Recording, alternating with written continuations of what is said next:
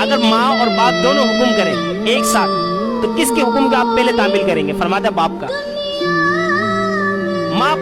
ماں بولے کہ گھر میں آج دال بنے گا، باپ کرے کہ نہیں مرغی، بیٹا مرغی لے کے، ماں کہ نہیں خبردار دال لے کے آ۔